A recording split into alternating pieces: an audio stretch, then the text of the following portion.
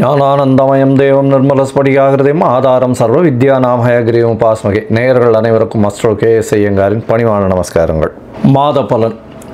ஆடி மாதம் தட்சிணாயன புண்ணிய காலம் ஆரம்பம். விஸ்வாவசு வருஷம் ஆடி மாதத்தினுடைய பலன்களை இப்போ பார்க்குறோம். நம்ம பொதுவாகவே சௌரமான மாதம்னு சொல்லக்கூடிய சூரியன் ஒரு ராசியிலிருந்து அடுத்த ராசிக்கு போகக்கூடியதை நம்ம ஃபாலோ பண்ணுறோம்.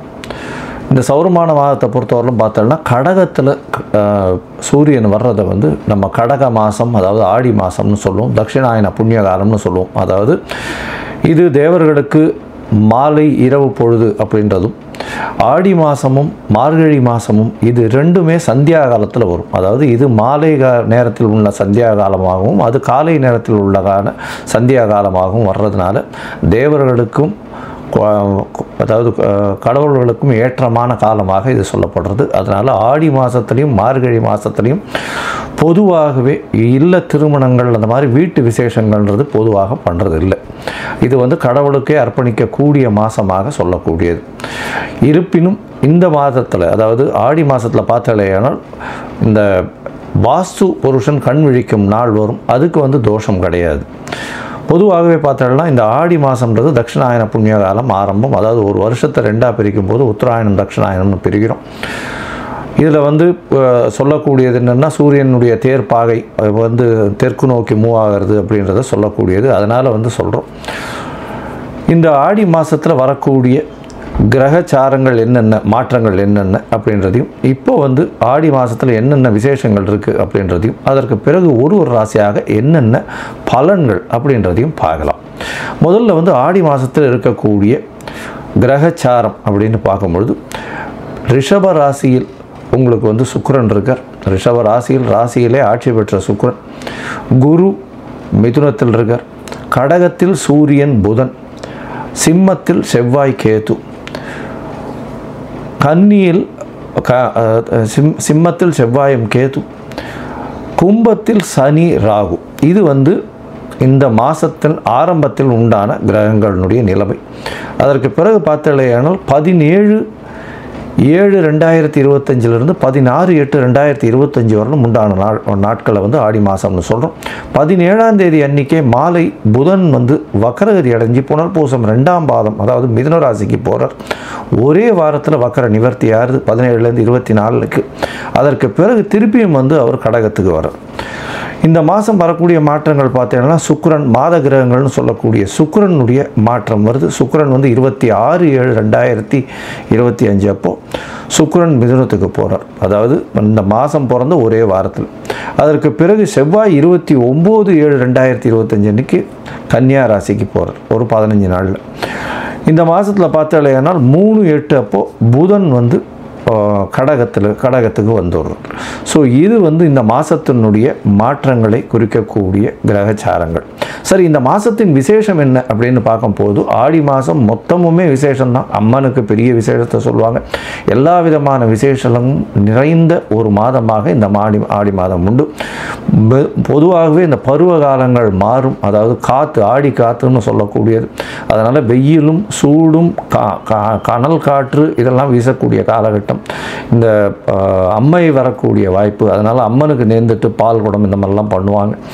இதெல்லாம் பண்ணுறது ரொம்பவும் நல்லது.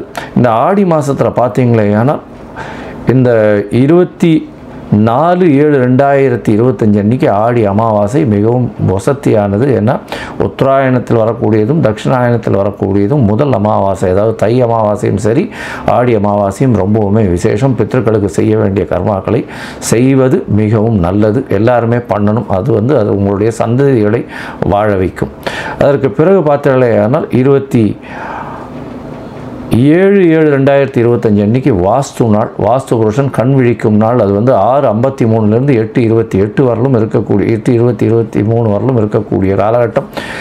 கிட்டத்தட்ட 1.5 மணி நேரம் இருக்கக்கூடிய காலகட்டம். இந்த காலகட்டத்தில் கடைசி, அதாவது இந்த 1.5 மணி நேரம்னு சொல்லக்கூடிய 90 நிமிஷத்தை 5ஆக பிரித்து 18 நிமிஷமாக பிரிச்சுக்கிறோம். கடைசியில் இருக்கக்கூடிய 36 நிமிஷம், அதாவது 8:22 - 36 அப்படின்னு போட்டிங்கன்னா உங்களுக்கு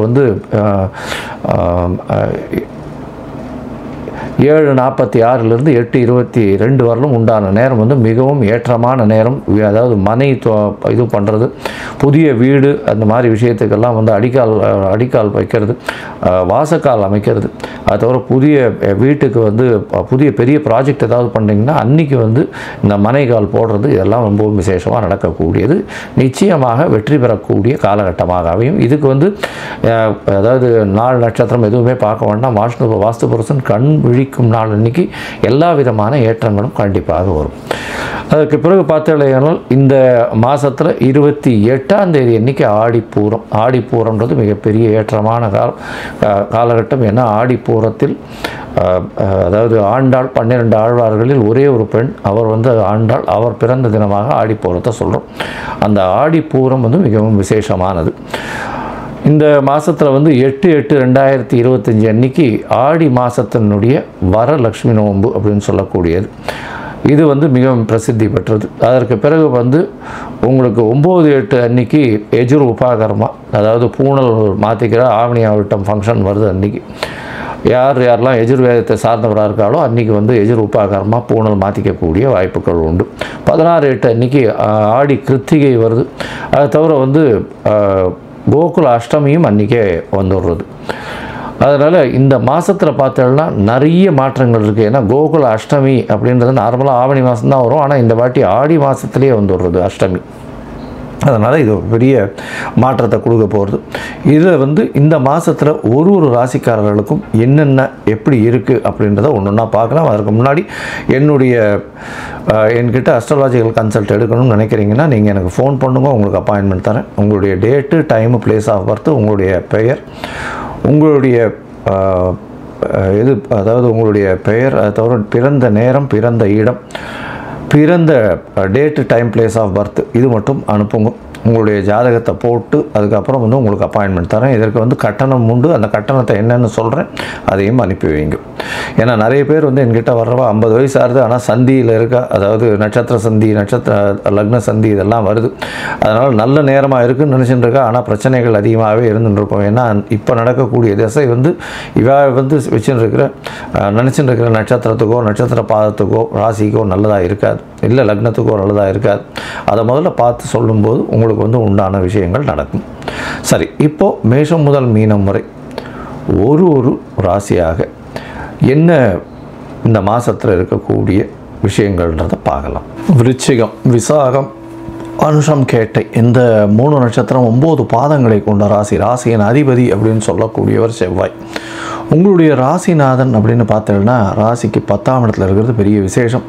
தொழிலில் வந்து ஒரு பெரிய மாற்றங்கள், ஏற்றங்கள் இருக்கக்கூடிய காலகட்டமாக இருக்கும். அலைச்சல் கொஞ்சம் அதிகமாக இருக்கக்கூடிய காலகட்டம். 4ஆம் இடத்துல சனி பகவான் வக்கரகதியில் இருக்க, ராகுவோட சம்பந்தம், அபரிமிதமான ஓட்டங்கள் அதிகமாக இருக்கும், எண்ண அலைகளும் ரொம்ப அதிகமாக இருக்கக்கூடிய காலகட்டமாக அமைய போகிறது. இந்த மாதம் ஆடி மாதம் பார்த்தடையானால் 17/7/2025 16/8/2025 வரலும் உண்டான காலகட்டத்தில் உங்களுடைய ராசிநாதன் பார்த்தேன்னா 10ஆம் இடத்துலேருந்து 11ஆம் இடத்துல 26/29/7/2025 அன்றைக்கி வந்துடுறோம். 11ஆம் இடத்துல ராசிநாதன் வர்றது பெரிய ஏற்றம். நீங்கள் நினைத்த காரியங்கள் எல்லாமே நல்லபடியாக நடக்கக்கூடிய காலகட்டமாக அமைய போகிறது. பணவரவருக்கு பஞ்சம் இருக்காது. ஏன்னா எந்த ஒரு விஷயத்துலையும் பணவரவுக்கு பஞ்சம் இருக்கிறதுக்கு வாய்ப்பே கிடையாது. பணம் வந்து நல்லபடியாக வந்துகிட்டே இருக்கும். ஏன்னா தனக்காரகன் தனஸ்தானத்தையே பார்க்குறார், அதுவும் குருவே பார்க்குறதுனால கண்டிப்பாக பணவரவு அதிகமாக இருக்கும். செலவுகளும் அதற்கு ஏற்ற மாதிரி அதிகமாக இருக்கும். சுப செலவுகளாக இருக்கக்கூடிய வாய்ப்புகள் மிகவும் அதிகம். பொதுவாகவே மாத கிரகம் அப்படின்னு சொல்லும்பொழுது சூரியன், செவ்வாய், புதன் மற்றும் சுக்கிரன் இந்த 4 கிரகங்களினுடைய மாற்றங்களை வச்சு பேசுவோம். இந்த விருச்சிக ராசிக்காரர்கள், அதுவும் சமையல் கலை வல்லுநர்களாக இருக்கிறவங்க, ஆன்மீக சுற்றுலா பண்ணுறவங்க, அது தவிர வந்து டாக்டர்ஸாக இருக்கிறவங்க, மருத்துவ உபகரணங்கள் உபயோகப்படுத்துகிறவங்க, மருத்துவ உபகரணங்கள் வியாபாரம் செய்கிறவங்க, மருத்துவமனைக்கு தேவைப்படக்கூடிய ஐட்டம்ஸ்லாம் சப்ளை பண்ணுறவங்க, இவங்களுக்கெல்லாம் வந்து ஒரு திடீர் ஏற்றங்கள் இருக்கும். வியாபாரத்தில் நல்ல ஒரு ஏற்றம் இருக்கக்கூடிய காலகட்டம். மூலதனம் கொஞ்சம் அதிகமாக போட வேண்டிய காலகட்டமாக அமைய போகிறது. மருத்துவ சம்பந்தப்பட்ட அது தவிர வந்து இந்த சமையல்களை சம்பந்தப்பட்டவர்களுக்கு மறைந்த இடத்துலேருந்து திடீர் பொருள் வரக்கூடிய வாய்ப்புகள் நிச்சயமாக உண்டு. 8ஆம் இடத்துல வந்து உங்களுடைய ராசிக்கு 8ஆம் இடத்துல சுக்கிரன் வரார். சுக்கிரன் 8ஆம் இடத்துல வரார் அப்படின்னு பார்க்கும்பொழுது கண்டிப்பாக வந்து பார்த்தோம்னா மறைந்த இருக்கக்கூடிய காலகட்டமாக இருக்கும். அதனால் உங்களுக்கும் எதிர்பாலினத்தவருக்கும் சிறு சிறு பிரச்சனைகள் வரக்கூடிய வாய்ப்புகள் உண்டு. 8ஆம் இடத்தில் போய் மறையிறதுனால அந்த அளவு ஏற்றத்தை கொடுக்காது. உடல் நலத்தில் எதிர்பாலினத்தவர் கூட கொஞ்சம் ஜாகிரதையாக இருக்கிறது. உடல் நலத்தில் பிரச்சனைகள் வரக்கூடிய வாய்ப்புகள் உண்டு. அது தவிர பார்த்தீங்கன்னா பார்ட்னர்ஷிப் பிஸ்னஸில் சற்று பின்னடைவு இருக்கும். பார்ட்னர்ஷிப் பிஸ்னஸில் பின்னடைவுன்னா மறைந்த இடத்துலேருந்து பணம் வருமே தவிர நேரடியான வியாபாரங்கள் இருக்காது.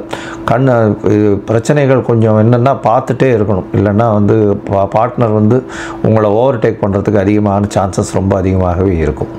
இந்த காலகட்டத்தில் பார்த்தீங்கன்னா உங்களுடைய ராசிக்கு புதன், அதாவது உங்களுடைய ராசியின் 8ஆம் அதிபதியும் 8ஆம் இடத்துலேயே போய் சேர்றார். 8ஆம் அதிபதி ஆட்சி பெற்று போகிறார். 7ஆம் அதிபதியும் 8ஆம் இடத்துல போகிறார். அதை தவிர வந்து குருவும் போய் தனத்துக்கு காரகன் அவன் போய் அங்கே இருக்கிறார். அதனால் பணம் வரும், மறைந்த இடத்திலிருந்து பணம் வரும். பார்ட்னர்ஸை நம்ப வேண்டாம், ஜாகிரதையாக இருக்கிறது நல்லது. மொத்தத்தில் பார்க்கும்பொழுது இந்த விருச்சிக ராசி அன்பர்களுக்கு உடல் நலத்தில் நல்ல ஏற்றம் இருக்கும். சப்தமாதிபதினு சொல்லக்கூடிய சுக்கிரன் 26ஆம் தேதி வரலும் இருக்கார். அதற்கு பிறகு 27ஆம் தேதியிலேருந்து இதுக்கு போய்டுறார். 26ஆம் தேதியிலேருந்து 8ஆம் இடம் போய் மறைந்த இடத்துக்கு போய்டுறார். பார்ட்னர்ஸை நம்ப வேண்டாம், பார்ட்னர்ஸோட பிரச்சனைகள் வரக்கூடிய வாய்ப்புகள் உண்டு. எதிர்பாலினத்தவர் மூலியமாக சிறு சிறு தொல்லைகள் வரும். உடல் உழைப்பு அதிகமாகும். ரொம்ப அதிகமாக அலைய வேண்டிய கட்டாயம் இருக்கக்கூடிய காலகட்டமாக அமையும். எடுத்த காரியங்கள் நிச்சயமாக நிறைவேறும். அதை தவிர உங்களுடைய தாயின் உடல்நிலை சற்று பின்னடைவு இருக்கும். தந்தையின் உடல்நிலையில் நல்ல ஒரு ஏற்றம் இருக்கக்கூடிய காலகட்டம். படிக்கக்கூடிய மாணவர்களுக்கு மறதி கொஞ்சம் அதிகமாக இருக்கக்கூடிய வாய்ப்புகள் உண்டு. அதை தவிர தொழிலில் வந்து நல்ல ஒரு ஏற்றம் இருக்கும். லாபங்கள் பெறக்கூடிய விஷயங்கள் நிறைய அதிகமாக இருக்கக்கூடிய காலகட்டமாக அமைய போகிறது. இந்த மாதத்தில் பார்த்தீங்கன்னா உங்களுக்கு எல்லா விதமான முயற்சிகளும் வெற்றியாகும். இருந்தாலும் சில நாட்கள் தள்ளி போடுறது நல்லது. அந்த சில நாட்கள் சந்திராஷ்டம நாட்கள்னு சொல்கிறோம். இந்த விருச்சிக ராசிக்காரர்களுக்கு சந்திராஷ்டம நாட்கள் அப்படின்னு பார்த்தீங்கன்னா 22/7/2025 24/7/2025 வரலும் உண்டான நாட்கள் சந்திராஷ்டம நாட்கள்னு சொல்கிறோம். இந்த நாட்களில் புதிய முயற்சி வேண்டாம், வெளியூர் வெளிமாநில பிரயாணம் வேண்டாம்னு சொல்கிறோம். ஒருவேளை பண்ண வேண்டிய கட்டாயம் இருந்ததே ஆனால் கண்டிப்பாக சந்திரனுக்கு உண்டான எளிய பரிகாரமான அருகில் இருக்கக்கூடிய விநாயகர் கோயிலில் உங்களால் முடிஞ்ச பால் வந்து தானமாக, பசும்பால் தானமாக கொடுத்துட்டு போங்க. சந்திராஷ்டமம் தண்ணிக்கு உங்களுக்கு வந்த பிரச்சனைகள் நிச்சயமாக நீங்கும். சரி, இந்த மாதம் வந்து நீங்கள் அருகில் இருக்குள்ள மாங்காடு கோவிலுக்கு போயிட்டு வாங்க. அம்மன் கோவிலுக்கு போயிட்டு வாங்க. பக்கத்தில் இருக்கிற அம்மன் கோவிலில் போய் எலுமிச்சம்பழம் மாலை போட்டு வாங்க. உங்களுக்கு எல்லா விதமான வெற்றிகளும் வரும். இருந்தாலும் உடல் நிலையில் சற்று கவனமாக இருக்கிறது கொஞ்சம் நல்லது.